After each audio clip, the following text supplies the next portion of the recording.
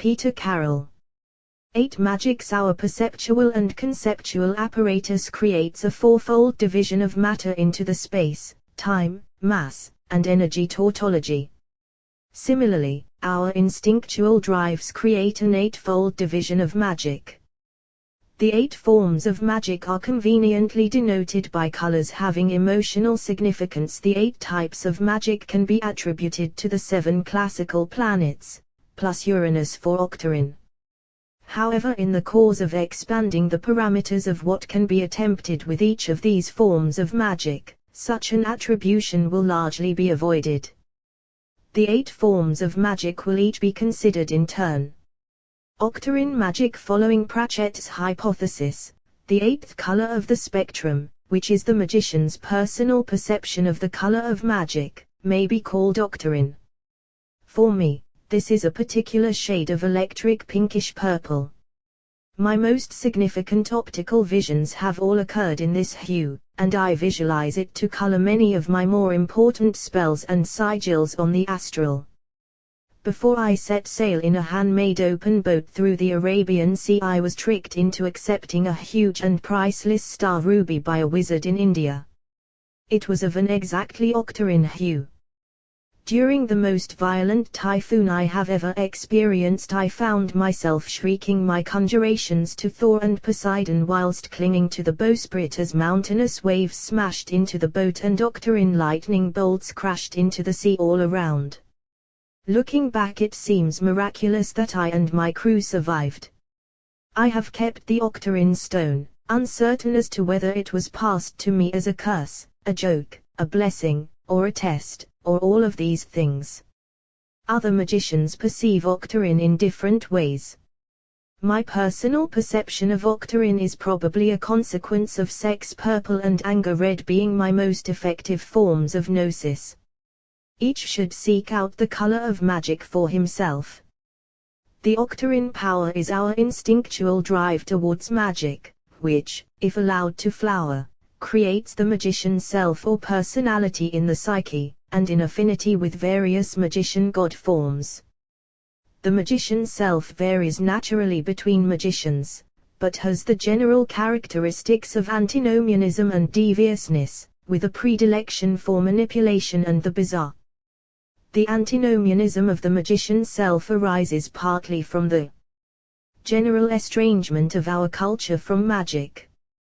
The magical self therefore tends to take an interest in everything that does not exist, or should not exist, according to ordinary consensus reality. To the magician's self, nothing is unnatural. A statement full of endless meanings. The deviousness of the magician's self is a natural extension of the slate of mind required to manipulate the unseen. The god forms of the octarine power are those which correspond most closely with the characteristics of the magician's self, and are usually the magician's most important modes of possession for purely magical inspiration. Baphomet, Pan, Odin, Loki, Tiamat, To, Ares, Hecate, Babylon, Lilith and Ishtar are examples of god forms which can be used in this way. Alternatively, the magician may wish to formulate a magician god form on a purely idiosyncratic basis, in which case the symbolism of the serpent and the planet Uranus often prove useful starting points. The magician can invoke such god forms for the illumination of various aspects of the magical self, and for various works of pure rather than applied magic. The category of pure magic includes such activities as the development of magical theories and philosophies, and magical training programs, the devising of symbolic systems for use in divinations, spells and incantations, and also the creation of magical languages for similar purposes. It is worth noting here that chaos magical languages are usually now written in V' before transliteration into magical barbaric form. V' or vernacular prime is simply one's native tongue in which all use of all tenses of the verb to be is omitted in accordance with quantum metaphysics. All the nonsense of transcendentalism disappears quite naturally once this tactic is adopted. There is no being, all is doing. The octarine power is invoked to inspire the magician's self and to expand the magician's primary arcana. The primary personal arcana consists of the fundamental symbols with which he interprets and interacts with reality, whatever that may assault perception as magically. These symbols may be theories or cabbalas, obsessions, magical weapons, astral or physical, or indeed anything which relates to the practice of magic generally, that is not dedicated specifically to one of the other powers of applied magic, whose symbols form the secondary personal arcana of magic. From the vantage point of the octarine gnosis, the magician's self should be able to perceive the selves of the other 7 powers, and be able to see their interrelationship within his total organism. Thus the octarine power brings some ability in psychiatry, which is the adjustment of the relationship between the selves in an organism. The basic difference between a magician and a civilian is that in the latter the octarine power is vestigial or undeveloped. The normal resting or neutral mode a civilian corresponds to a mild expression of the yellow power which he regards as his normal personality or ego. The magician's self, however, is fully aware that this is but one of 8 major tools that the organism possesses. Thus, in a sense, the normal personality of the magician is a tool of his magical self and, importantly, vice versa. This realization gives him some advantage over ordinary people. However, the developing magical self will soon realize that it is not in itself superior to the other selves that the organism consists of, for there are many things they can do which it cannot. The development of the octarine power through the philosophy and practice of magic tends to provide the magician with a second major center amongst the selves to complement the ego of the yellow power. The awakening of the octarine power is sometimes known as being bitten by the serpent. Those who have been, are usually as instantly recognizable to each other as, for example, 2 lifeboat survivors are. Perhaps one of the greatest tricks of sleight of mind is to allow the magician's self and the ego to dance together within the psyche without undue conflict. The magician who is unable to disguise himself as an ordinary person, or who is unable to act independently of his own ego, is no magician at all. Nevertheless, the growth of the octarine, or 8th power of the self, and the discovery of the type of magician one wants to be, and the identification or synthesis of a god form to represent it, tend to create something of a mutant being, who has advanced into a paradigm that few others are aware of. It is not easy to turn back once the journey has begun, though quite a few have tried to abort the voyage with various narcotics including mysticism. It is a pilgrimage to an unknown destination, in which one awakes successively from one nightmare into another. Some of them appear vastly entertaining at the time. There are worlds within us, the abysses are just the initiations in between them. The evocation of an octarine servitor can create an invaluable tool for those engaged in magical research. The main functions of such entities are usually to assist in the discovery of useful information and contacts. Negative results should not be ignored here. The complete failure of a well-prepared servitor to retrieve information about the hypothetical cosmic Big Bang was a contributory factor in the development of the Fiat-Knox theory, for example. Black magic. The death programs built into our genetic and hence behavioral and emotional structure are the price we pay for the capacity for sexual reproduction which alone allows for evolutionary change. Only organisms which reproduce asexually, to replicate endless identical copies of their very simple forms, are immortal. 2 conjunctions with the black power are of particular interest to the magician: the casting of destruction spells and the avoidance of premature death. So-called chod rites are a ritual rehearsal of death in which the death self is invoked to manifest its knowledge and wisdom. Traditionally conceived of as a black-robed skeletal figure armed with a scythe, the death self is privy to the mysteries of aging, senescence, morbidity, necrosis, entropy and decay. It is often also possessed of a rather wry and world-weary sense of humor. Surrounding himself with all the symbols and paraphernalia of death, the magician invokes his death self in a chodrite for one of the two purposes. Firstly, the experience of the death self and the black gnosis brings the knowledge of what it feels like to begin dying, and thus prepares the magician to resist the manifestation of actual premature death in himself and perhaps others by, as it were, knowing the enemy. A demon is just a god acting out of turn. In the course of various chodrites, the magician may well experiment in shamanic style by invoking into himself the visualized entities and symbols that he associates with various diseases, to practice banishing them. Thus the death self has some uses in medical diagnosis and divination. Secondly, the death self may be invoked as a vantage point from which to cast destruction spells.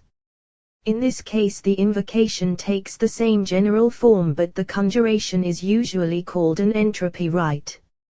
One should always look for any possible alternative to the exercise of destructive magic, for to be forced into the position of having to use it is a position of weakness. In each case the magician must plant in his subconscious a mechanism by which the target could come to grief and then project it with the aid of a sigil or perhaps an evoked servitor. Entropy magic works by sending information to the target which encourages autodestructive behavior. Entropy magic differs from combat magic of the red gnosis in several important respects. Entropy magic is always performed with complete stealth in the cold fury of the black saturnine gnosis. The aim is a cold-blooded surgical strike of which the target is given no warning. The magician is not interested in getting into a fight, merely in a quick and efficient kill. The supreme advantage of such attacks is that they are rarely perceived as such by the targets, who have nothing but themselves and blind chance to blame for the disasters which even magnanimity in victory does little to assuage.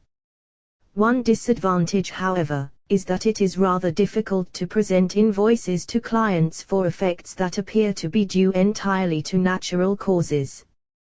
God forms of the black power are legion. If the simple form of a cloaked skeleton with scythe does not adequately symbolize the death self, then such forms as Charon, Thanatos, Saturn, Kronos, Hecate the Hag, Dark Sister Atropo, Anubis, Yama and Kali may serve.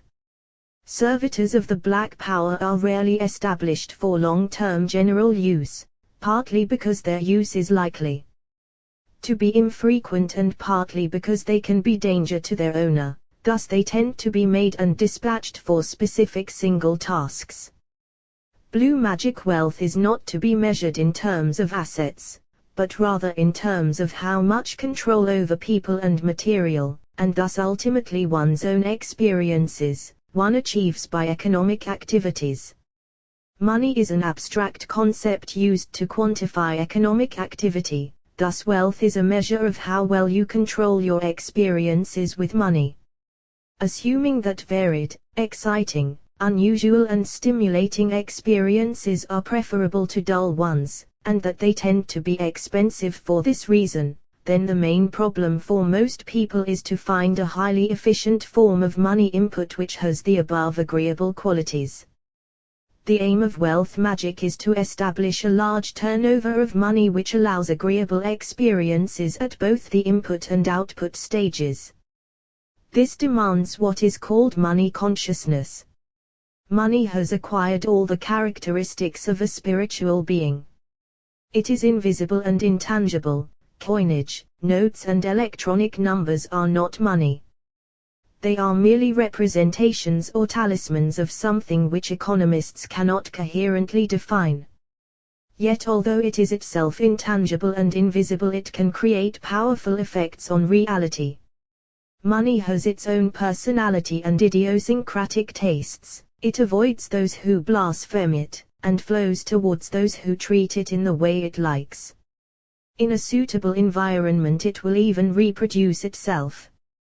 The nature of the money spirit is movement. Money likes to move. If it is hoarded and not used, it slowly dies. Money thus prefers to manifest as turnover rather than as unexploited assets. Money's surplus to immediate pleasure should be reinvested as a further evocation, but the truly money-conscious find that even their pleasures make money for them. Money consciousness gets paid to enjoy itself. Those in money consciousness are by nature generous.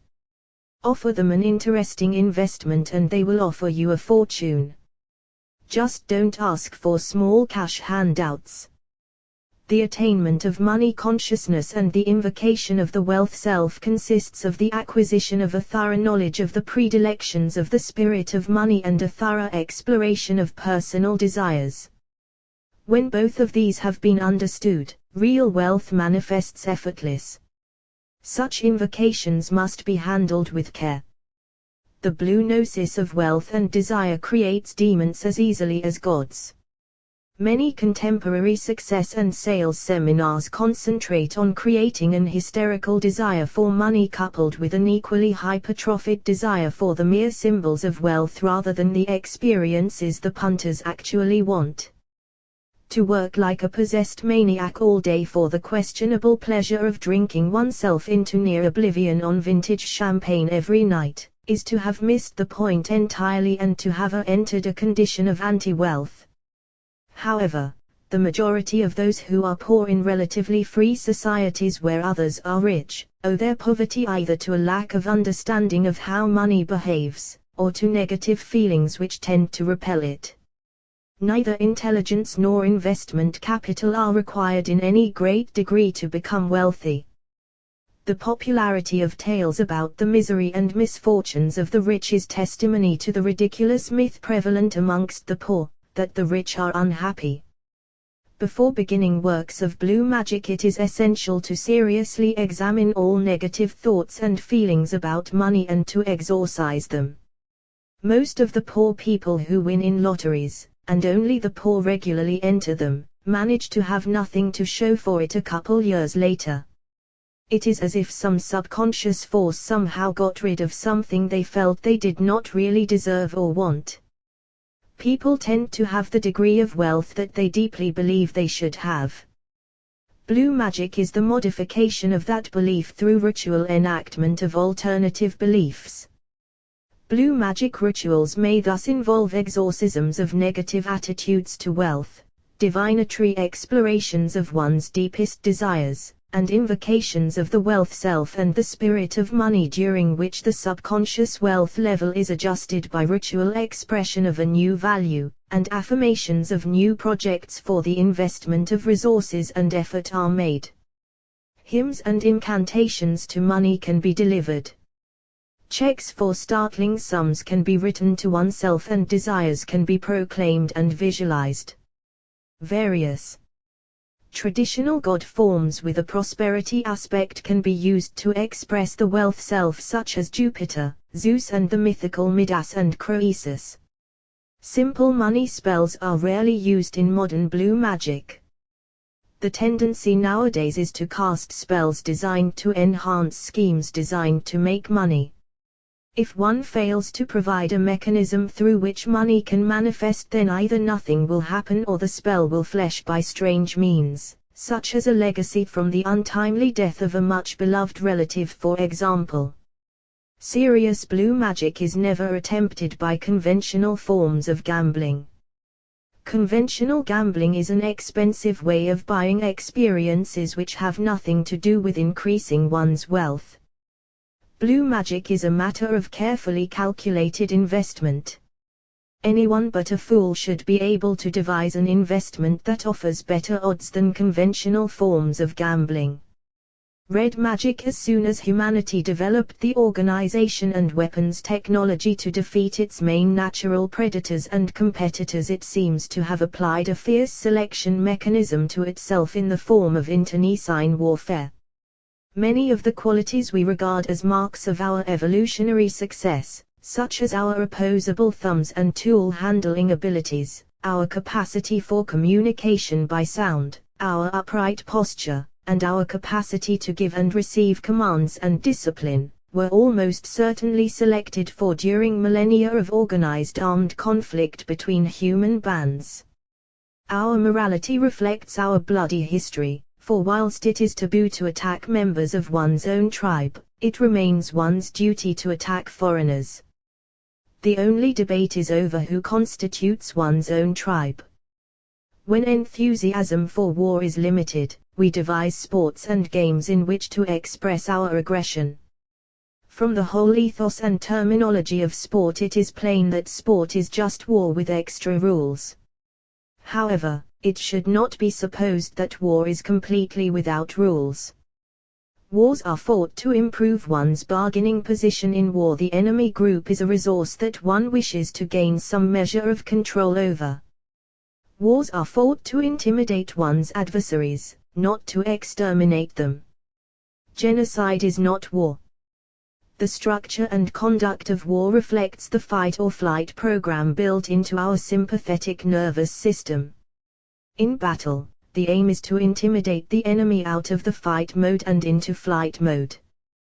Thus, assuming there is sufficient parity of force to make a fight seem worthwhile to both parties, morale is the decisive factor in conflict. Indeed, it is the decisive factor in virtually any interhuman competitive, sporting or military encounter. Red magic has two aspects: firstly the invocation of the vitality, aggression, and morale to sustain oneself in any conflict from life in general to outright war, and secondly the conduct of actual combat magic. A variety of god forms exist in which the war self can be expressed, although hybrid or purely idiosyncratic forms work just as well. Ars, Ishtar, Ogun, Thor, Mars, Mithras and Horus in particular are often used. Contemporary symbolism should not be neglected. Firearms and explosives are as welcoming to the red gnosis as swords and spears. Drums are virtually indispensable. Sigils drawn in flammable liquids, or indeed whole flaming circles in which to invoke should be considered. Combat magic is usually practiced openly with the adversary being publicly threatened and cursed, or finding himself the recipient of an unpleasant-looking talisman, spell or rune.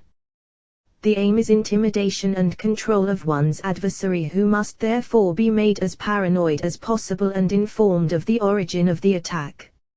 Otherwise combat magic takes the same general form as that used in entropy rites, with sigils and servitors carrying auto-destructive information to the target, although with sublethal intent. However, the real skill of red magic is to be able to present such an overwhelming glamour of personal vitality, morale and potential for aggression that the exercise of combat magic is never required. Yellow magic. Most of the extant texts on what is traditionally called solar magic contradict each other or suffer from internal confusion. Astrological commentaries on the supposed powers of the sun are amongst the most idiotic nonsense that discipline can produce.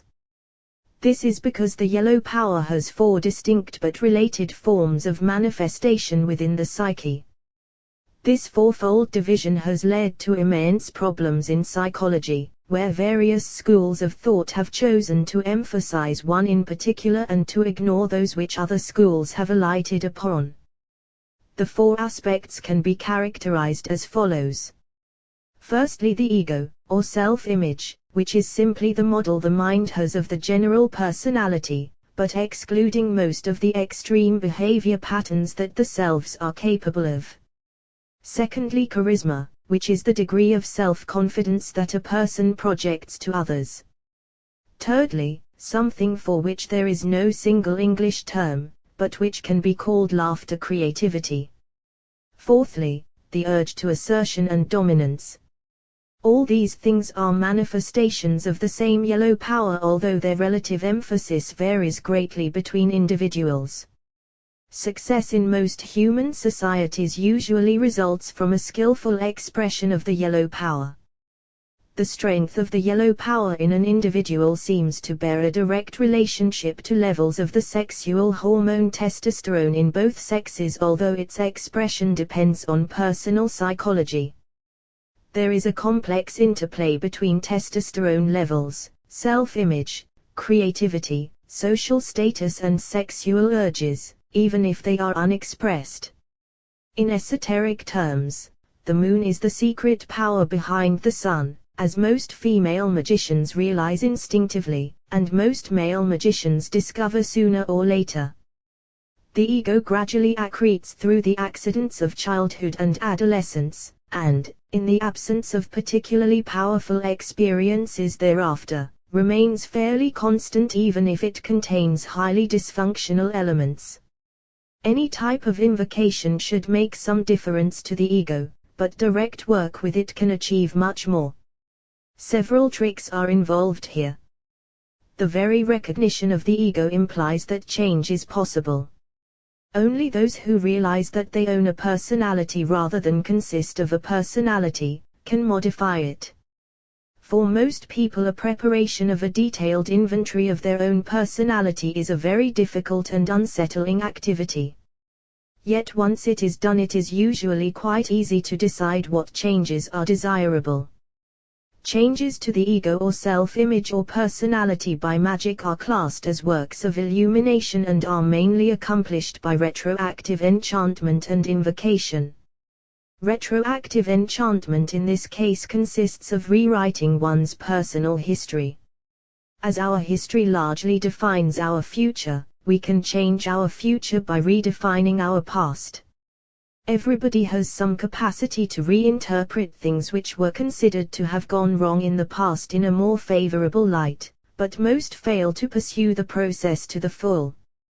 One cannot eliminate disabling memories, but by an effort of visualization and imagination one can write in parallel enabling memories of what might also have happened, to neutralize the originals.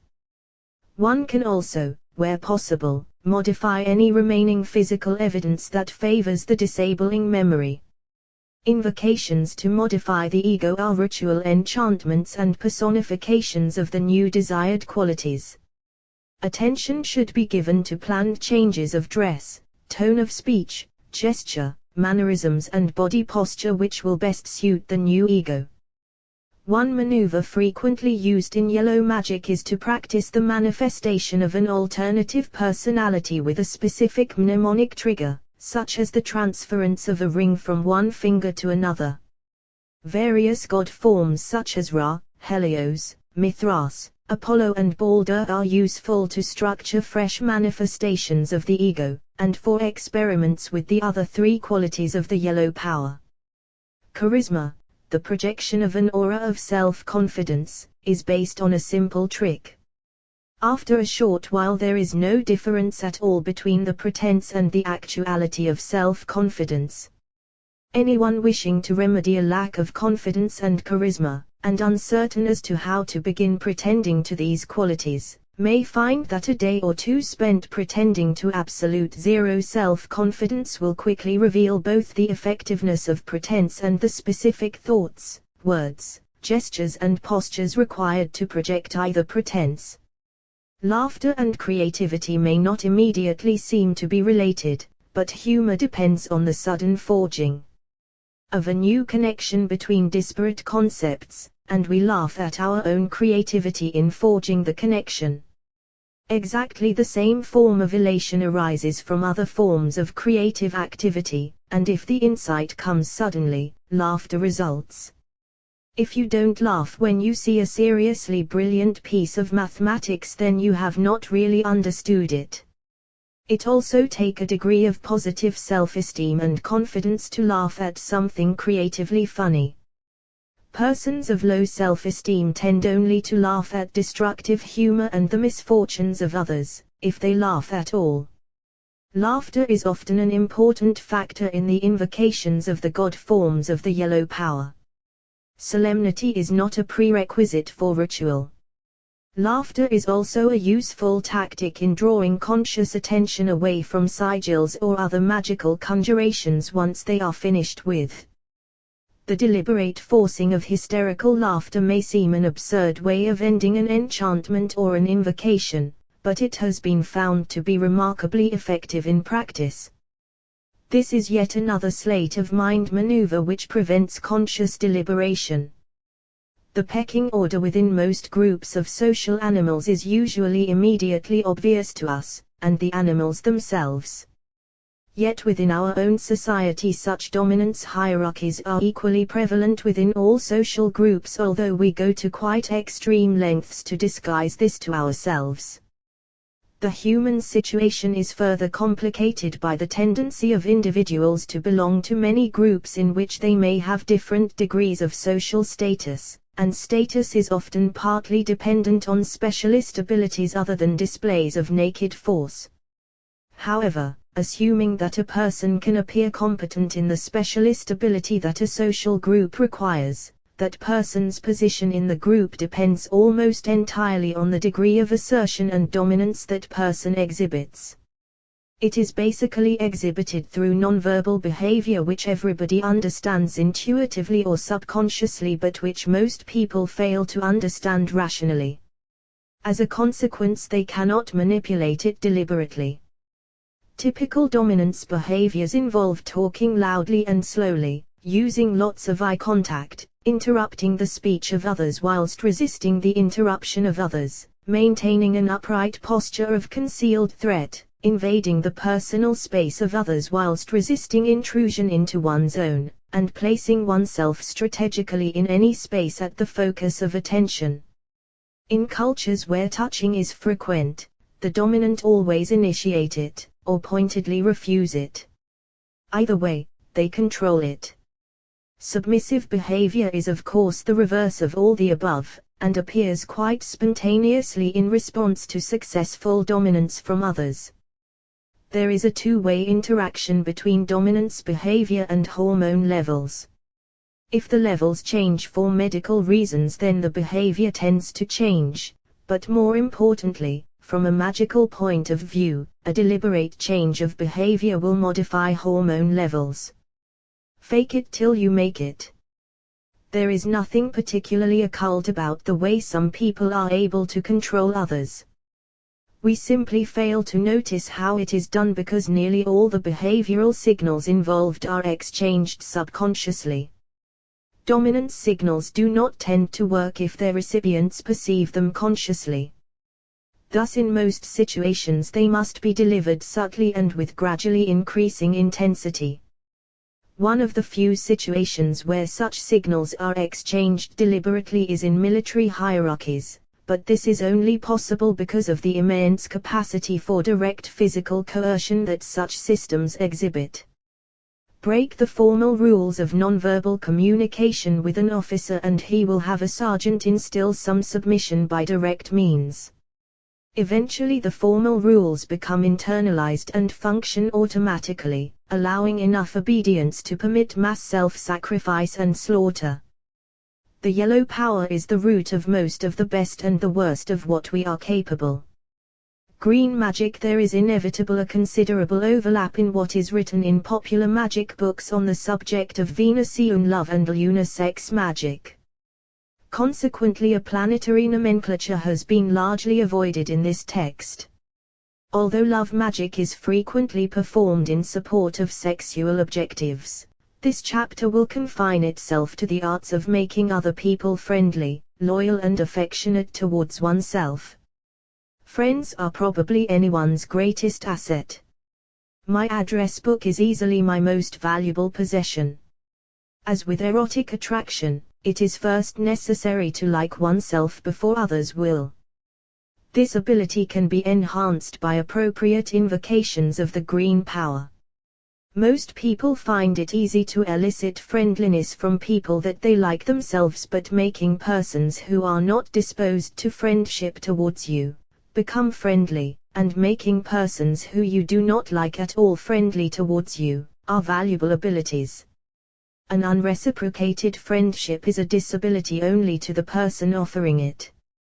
Invocations to the green power should begin with self-love, an attempt to see the wonderful side of every self one consists of, and then proceed into a ritual affirmation of the beauty and lovability of all things and all people. Suitable god forms for the love self include Venus, Aphrodite and the mythical Narcissus, whose myth merely reflects a certain male prejudice against this type of invocation. From within the green gnosis, spells to make people friendly may be cast by simple enchantment or by the use of entities created for this purpose. However, it is in face-to-face meetings that the empathic abilities stimulated by the invocation work most effectively. Apart from the obvious maneuvers of showing interest in everything the target has to say and affirming and sympathizing with most of it, there is another critical factor called behavioral matching, which usually takes place subconsciously. Basically, in the absence of overtly hostile postures on the part of the target, one should attempt to match the nonverbal behavior of the target precisely. Sit or stand in the identical bodily posture, make the same movements, use the same degree of eye contact, and talk for similar intervals. As with dominance behavior, such signals only work if they are not consciously perceived by the recipient. Do not move to match the target's moves and postures immediately. It is also essential to try and match the verbal behavior and to communicate with the same level of intelligence, social status and sense of humor as the target.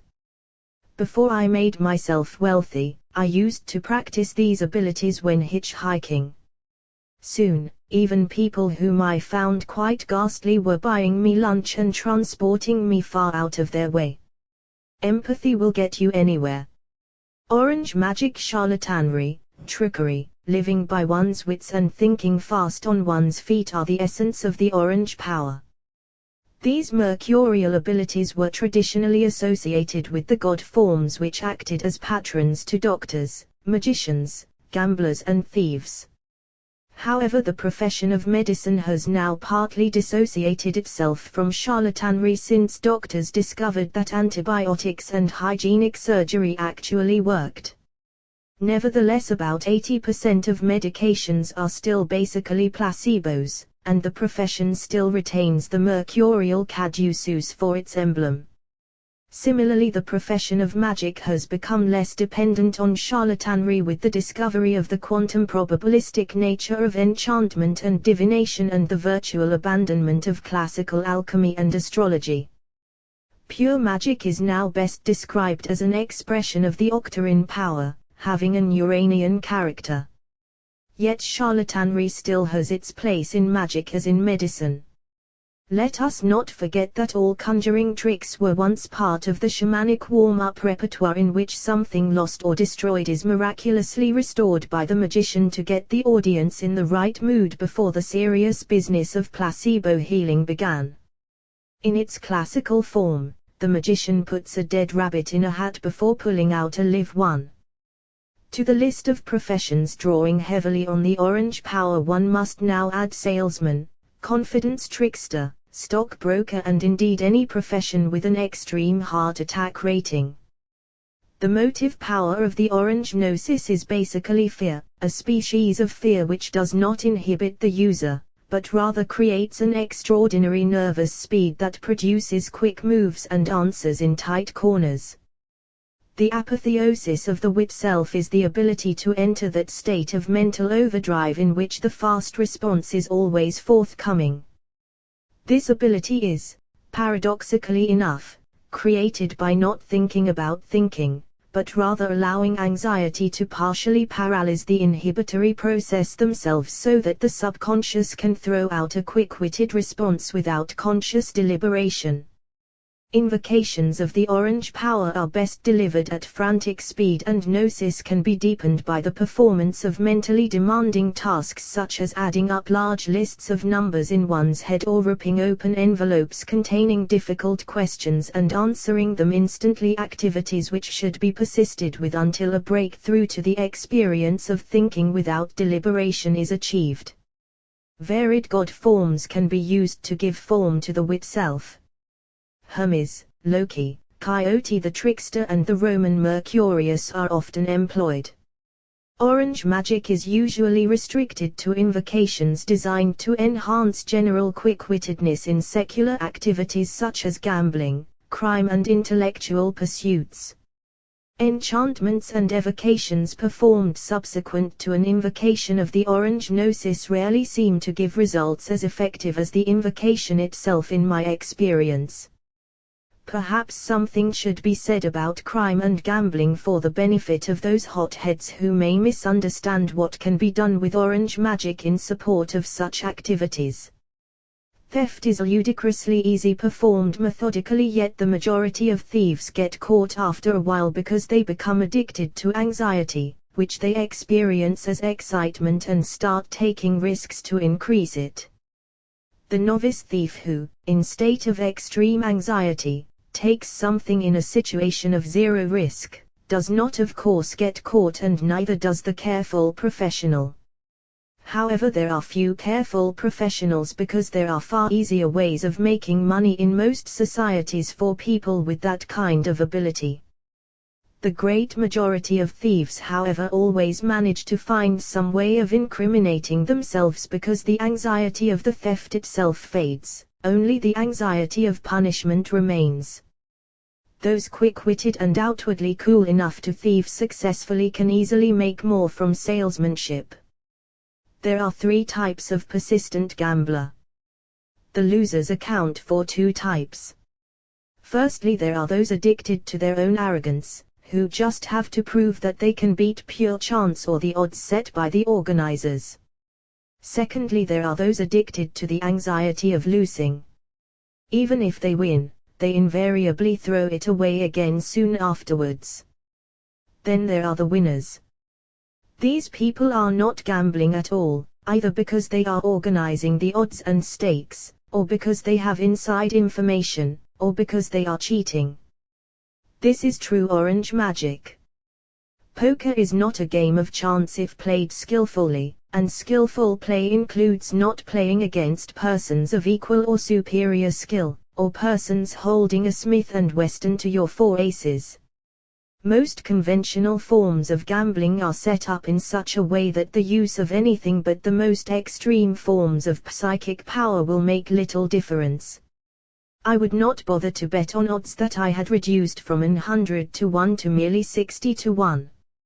However, certain results obtained using double-blind prescience with horse racing show encouraging potential.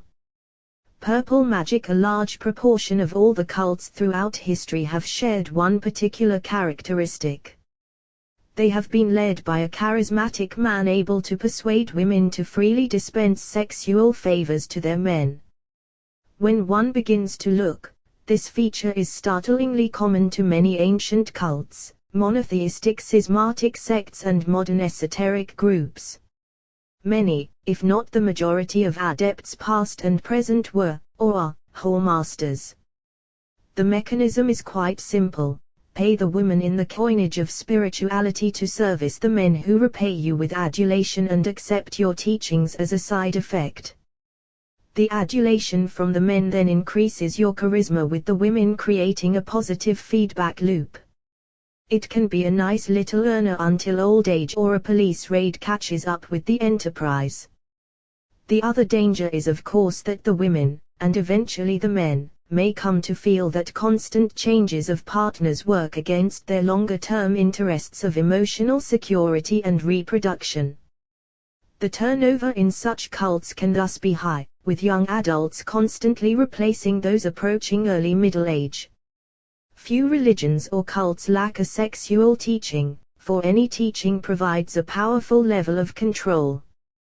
The vast majority of the more durable and established religions trade on a suppression of so-called free love. This pays considerable dividends too.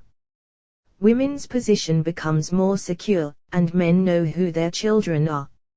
Naturally, adultery and prostitution flourish in such conditions because some people always want a little more than lifelong monogamy has to offer. So it's quite true that brothels are built with the bricks of religion.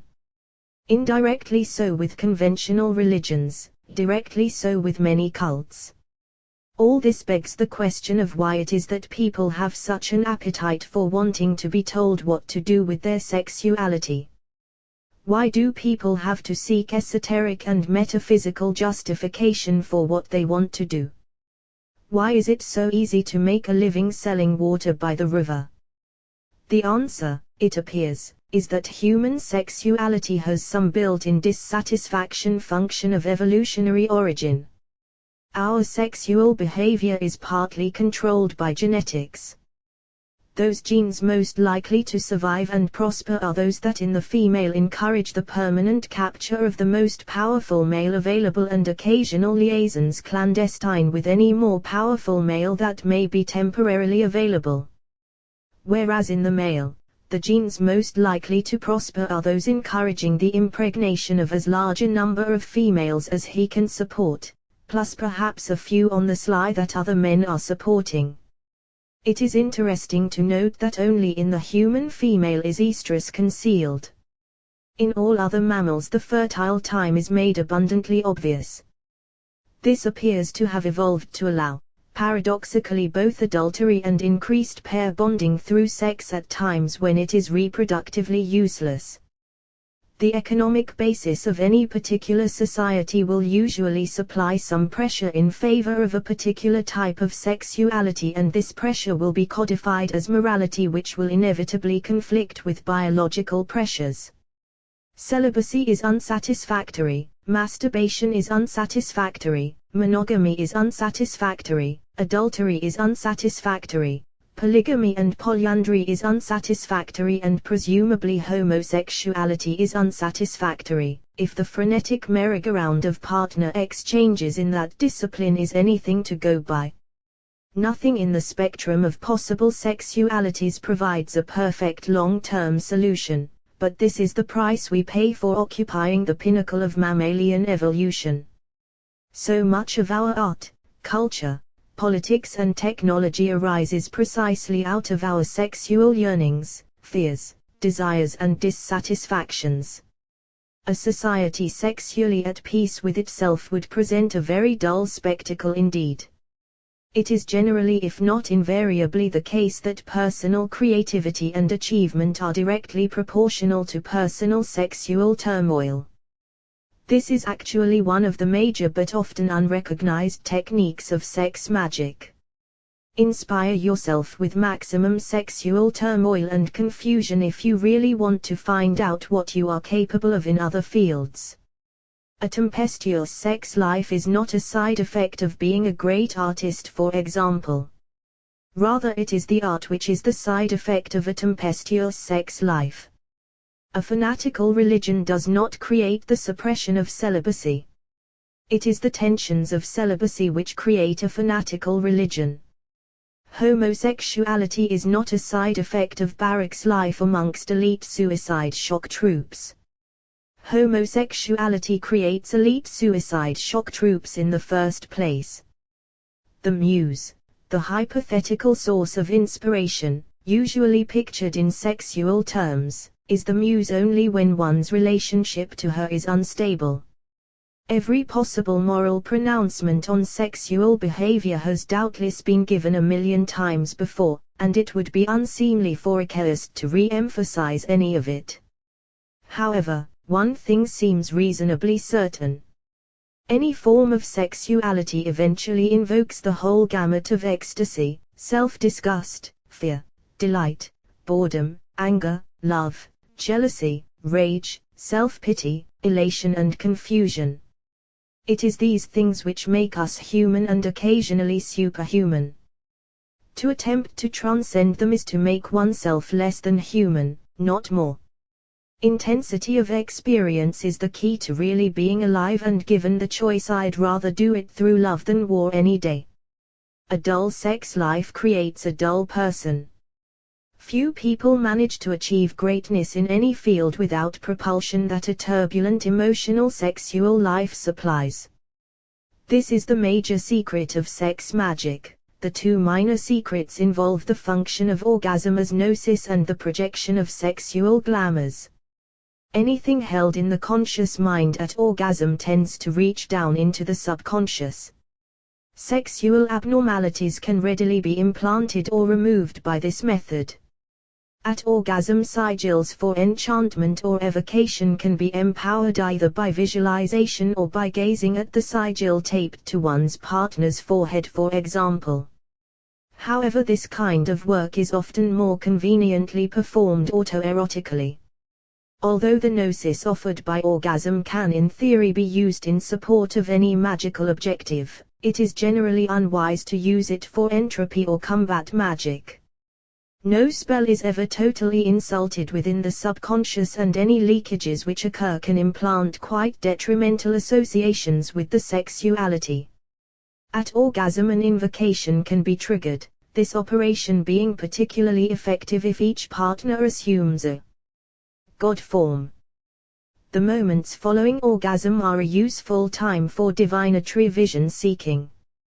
Prolonged sexual activity can also lead to stages of trance useful in visual and oracular divination or oracular states of possession in invocation. The projection of sexual glamour for the purposes of attracting others depends on far more than simple physical appearance. Some of the most conventionally pretty people lack it entirely, whilst some of the plainest enjoy its benefits to the limit. To be attractive to another person, one must offer them something which is a reflection of part of their self. If the offer becomes reciprocal, then it can lead to that sense of completion which is most readily celebrated by physical intimacy. In most cultures it is conventional for the male to display a tough public exterior and for the female to display a softer persona, yet in a sexual encounter each will seek to reveal their concealed factors. The male will seek to show that he can be compassionate and vulnerable as well as powerful, whilst the female seeks to display inner strength behind the outward signs and signals of passive receptivity. Incomplete personalities such as those which are machismo to the core, or consist of the polar opposite of this, are never sexually attractive to anyone except in the most transient sense. Thus the philosophers of love have come to identify a certain androgyny in either sex as an important component of attraction. Some have taken the poetic license to express the quaint ideal that the male has a female soul and the female a male one. This reflects the truism that to be attractive to others you must first become attracted to yourself. A few hours spent practicing being attractive in front of a mirror is a valuable exercise. If you cannot get mildly excited about yourself, then don't expect anyone else to get wildly excited. The moon glance technique is often effective. Basically, one briefly closes the eyes and momentarily visualizes a lunar crescent in silver behind the eyes with the horns of the moon projecting out of each side of the head behind the eyes. Then one glances into the eyes of a potential lover whilst visualizing a silver radiance beaming from your eyes to theirs. This maneuver also has the effect of dilating the pupils and usually causes an involuntary smile. Both of these are universal sexual signals, the first of which acts subconsciously. It is generally unwise to cast spells for the attraction of specific partners, but better to conjure for suitable partners in general for oneself or others. One's subconscious usually has a far more subtle appreciation of who really is suitable. Sexual magic is traditionally associated with the colors of purple for passion and silver for the moon. However, the effectiveness of black clothing as either a sexual or an antisexual signal, depending on the style and cut, shows that black is in a sense the secret color of sex, reflecting the biological and psychological relationship between sex and death.